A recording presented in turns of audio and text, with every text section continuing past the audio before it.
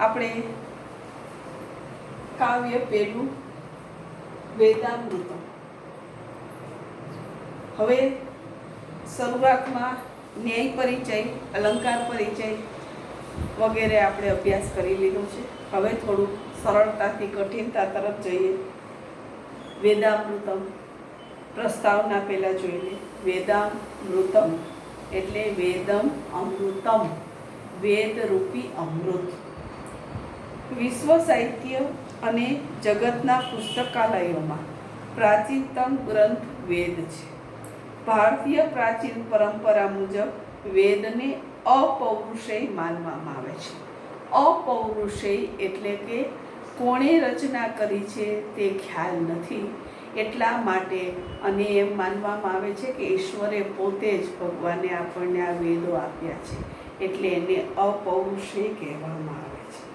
અત્યંત પ્રાચીન કાળમાં ઋષિઓને વેદના મંત્રોનું અંતઃકરણમાં દર્શન થયું અને એ રીતે વેદનો આવિર્ભાવ થયેલો છે. આ વેદોમાં સમસ્ત માનવ સમાજને માટે ઉપયોગી થઈ રહે તેવા વિધિ અને નિષેધનો ઉપદેશ આપવામાં આવે છે. વિધિ એટલે કે હકારાત્મક, સરળતા, જ્યારે નિષેધ એટલે કે આ કાર્ય ન કરવું. વિધિ એટલે આ કાર્ય કરવું અને નિષેધ એટલે આ કાર્ય ન કરવું. આ બે પરસ્પર વિરોધી શબ્દો છે, પણ શું કરવું અને શું ન કરવું તે આપણને વેદ શીખવે છે. વિધિ એટલે આવા કાર્યો કરવા જોઈએ એવી આજ્ઞા, અને નિષેધ એટલે આવા કાર્યો ન કરવા જોઈએ એવી આશા, આ આજ્ઞા એવી આજ્ઞા. આ ઉપરાંત આ વિધિ નિષેધનું સક્ષમ રીતે પાલન કરવાનું સામર્થ્ય પ્રાપ્ત થાય. સામર્થ્ય એટલે કે એક આપણામાં સજ્જતા એ પ્રાપ્ત કરી શકે તે માટેની કેટલીક પ્રાર્થનાઓ પણ છે. ભાવપૂર્ણ પદાવલી ધરાવતી આ પ્રાર્થનાઓમાં માનવની આત્મિક શક્તિને વધારે છે. આ પાઠમાં ક્રમશઃ પ્રાર્થના, સંજ્ઞાન, સંકલ્પ અને ઉદ્ઘોષ એવા શીર્ષક હેઠળ 5 વેદ મંત્રોનો સંગ્રહ છે. વેદના જે શબ્દો છે, શ્લોકો છે, એને મંત્રો કહેવાય. જ્યારે રામાયણ મહાભારતના જે શ્લોક છે એને શ્લોક કહેવાય, વેદ માટે મંત્ર છે. એટલે આ વેદના મંત્રો છે અને એમાં પહેલો ને બીજો જે મંત્ર છે એ પ્રાર્થનાના સ્વરૂપમાં છે. પછી છે સંજ્ઞાનમ, સંકલ્પ અને ઉદ્ઘોષ. હવે આ બધા વેદ મંત્રોમાં રહેલું ભાવતત્વ સમગ્ર માનવ સમાજને આવરી લે છે. એમાં લિંગ, વય, જાતિ, દેશનો ભેદ ક્યાંય દ્રષ્ટિગોચર થતો નથી. એટલે કે સમગ્ર માનવ સમાજ, કોઈ જ્ઞાતિ નહીં, કોઈ સ્ત્રી પુરુષ નહીં, આવા કોઈ ભેદ વગર દરેક સજીવ, દરેક માનવ જે છે એને માટે આ મંત્ર બધાને લાગુ પડે છે, દરેકને પ્રાર્થના લાગુ પડે છે. હવે વિદ્યાર્થી મિત્રો, તમને એમ થતું હશે કે આમાં આડી ઊભી એવી બધી નિશાનીઓ છે. તે બધી નિશાનીઓ જે છે એ સ્વરિત અને એવી બધી નિશાનીઓ છે કે જે નિશાનીઓ ખાસ કરીને વેદના મંત્રો માટે છે. જ્યારે વેદને ગાયનના સ્વરૂપમાં એટલે કે ગેય સ્વરૂપમાં લેવામાં આવે છે ત્યારે આ નિશાનીઓનો ઉપયોગ થાય છે. ખાસ કરીને તમે વિશેષમાં જુઓ પાના નંબર 2 ઉપર, તો ખ્યાલ આવશે કે પ્રસ્તુત પાઠમાં આપેલા મંત્રોની ઉપર નીચે જે રેખાઓ દોરવામાં આવી છે તે સ્વરના ચિહ્નો છે. આવા સ્વર 3 છે: ઉદાત્ત, અનુદાત્ત અને સ્વરિત. અક્ષરની ઉપર કરવામાં આવેલી ઊભી લીટી નિશાની આપેલી છે, જોજો. તે સ્વરિત સ્વરનું સૂચન કરે છે. અક્ષરની નીચે મૂકવામાં આવેલી આડી લીટી છે અનુદાત્ત સ્વરનું સૂચન કરે છે, જ્યારે ઉદાત્ત સ્વર માટે કોઈ ચિહ્ન કરવામાં આવતું નથી. આ પ્રકારે થતું સ્વરાંકન વેદ મંત્રના ઉચ્ચારણ વખતે ઉપયોગી બને છે અને ક્યારેક જે તે શબ્દનો અર્થ કરવામાં નિર્ણાયક બની રહે છે. ઓમ આ પવિત્ર અને મંગળકારી શબ્દ છે, તેથી દરેક મંત્રના પ્રારંભમાં તેનું ઉચ્ચારણ કરવાની પરંપરા છે. આનો અર્થ છે રક્ષા કરનાર ઈશ્વર. એટલે ઈશ્વરને માટે પ્રાર્થના માટે છે હવે આ તમને મેં નિશાનીનું કીધું, તે નિશાની ઉદાત, અનુદાત અને સ્વરિતની ખાસ કરીને જે મંત્રોનું ગાયન એટલે ગેય સ્વરૂપમાં કરવાનું હોય ત્યારે એના લઈને ક્યારેક ટૂંકાવવાનો, ક્યારેક લંબાવવાનો, એના માટે એ વધારે ઉપયોગી છે. આપણે ખાસ એના તરફથી બહુ ધ્યાન આપવાની જરૂર રહેતી નથી, પરંતુ છતાં તમને લોકોને ખ્યાલ હોવો ખાસ જરૂરી છે. હવે પહેલું જે છે, પહેલો મંત્ર છે પ્રાર્થના, એમાં આપેલું છે એ જોઈએ, તમે સમજો, જુઓ. પહેલાં હું સંસ્કૃતમાં ફક્ત પઠન કરું છું, પછી દરેક મંત્ર જે છે તેના શબ્દાર્થ બોલું છું અને છેવટે ભાષાંતર. અભયમ મિત્રાત અભયમ, અમિત્રાત અભયમ, જ્ઞાતાત અભયમ, પરોક્ષાત અભયમ, અભયમ નક્તમ, અભયમ દિવા નઃ, સર્વા આશા મમ મિત્ર ભવંતુ. હવે અહીંયા આશાનો શબ્દ છે ચારેય દિશા, અને નહ એટલે બધાને માટે. હવે શબ્દના શબ્દાર્થ બોલું છું અને પછી હું ભાષાંતર પણ બોલું છું. ઓમ એટલે ઓમકાર, અભયમ એટલે કે અભય, કે જેનાથી ભય ન રહે, જેનાથી આપણને ભય જ ન રહે તેને કહેવાય અભય. અમિત્રા એટલે શત્રુ તરફથી, જે મિત્ર નથી તેના તરફથી. જ્ઞાતાત એટલે જાણેલું છે. પરોક્ષાત એટલે કે જે નજરે પડે, જ્ઞાતાત એટલે કે જાણેલું છે.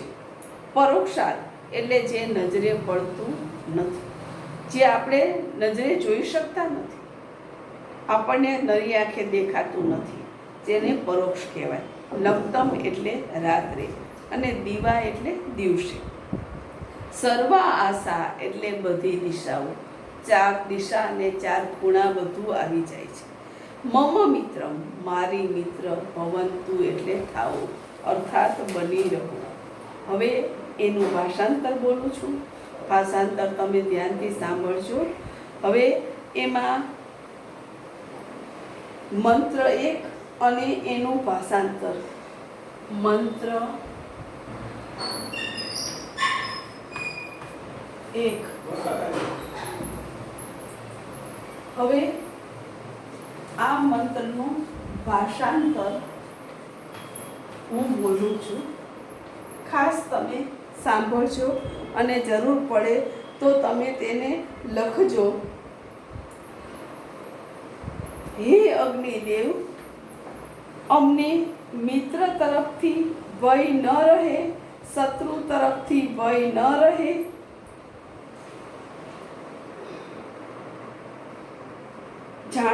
જાણેલી બાબતથી ભય ન રહે, જે નજરે પડતું નથી અર્થાત જે દેખાતું નથી તેનાથી ભય ન રહે, રાત્રે અને દિવસે પણ ભય ન રહે અર્થાત અભયની પ્રાપ્તિ થાય. બધી દિશાઓ મારી મિત્ર બની રહો. બધી દિશાઓ, સર્વ આશા મમ મિત્ર ભવંતુ એટલે કે બધી દિશાઓ, તે સસંદર્ભમાં પૂછાય છે એટલે ખાસ તમે ધ્યાન રાખજો. હવે હું વિદ્યાર્થી મિત્રો બીજો મંત્ર તમને બોલું છું, તે ધ્યાનથી સાંભળજો અને એના શબ્દાર્થ અને ભાષાંતર પણ.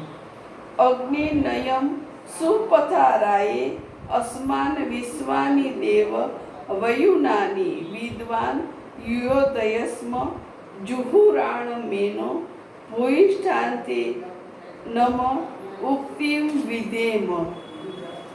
આ યજુર્વેદ અધ્યાય 40 અને મંત્ર જે છે તે 16.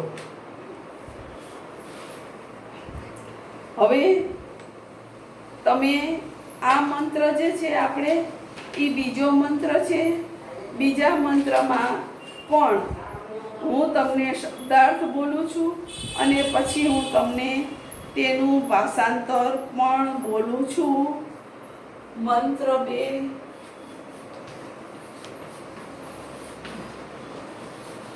શબ્દાર્થ, ભાષાંતર.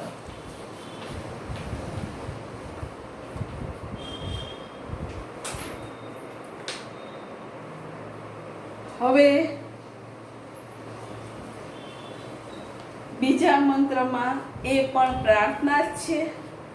હવે પ્રાર્થના જ છે એટલે આ વસ્તુ તમે જુઓ અને સાંભળો. અગ્નિદેવ એટલે કે અગ્નિદેવતા. જુહુરાણામ કુટિલ બંધનમાં નાખે તેવું, પાપ થયેલું હોય તેવું. અસ્માન અમને, વિશ્વાની વયુનાની વિવિધ જ્ઞાનને. વિદ્વાન એટલે કે જાણનારા. સુપથા સારા માર્ગે. રાયે એટલે ધનની. અમુક શબ્દો નવા છે જે ખાસ ધ્યાનમાં રાખજો. નય એટલે તું લઈ જા.